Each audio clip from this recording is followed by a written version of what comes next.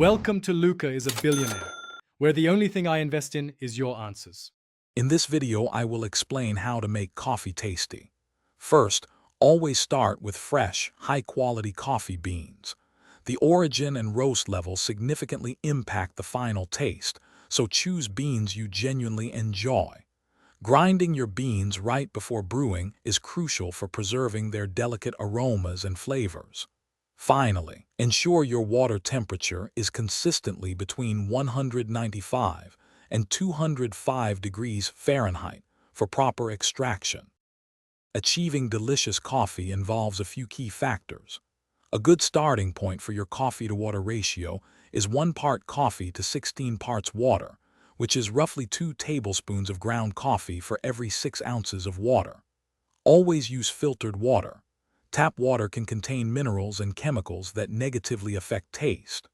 Also, adjusting your grind size can dramatically change the extraction and flavor profile, so don't be afraid to experiment.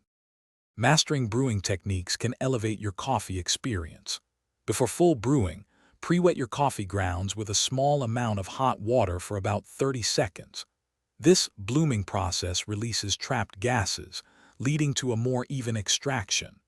Regular cleaning of your brewing equipment is also vital to prevent old coffee oils from imparting bitter flavors.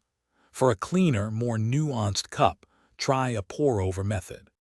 Personalizing your coffee is where the real fun begins. A small pinch of salt can surprisingly reduce bitterness and enhance the coffee's natural sweetness.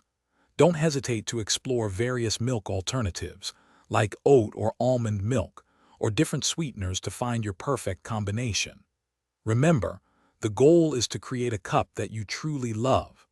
Also, for a fresh car, check the description for a link to Little Tree's black ice and other great deals. Thanks for watching and please subscribe. It's the best investment you'll ever make.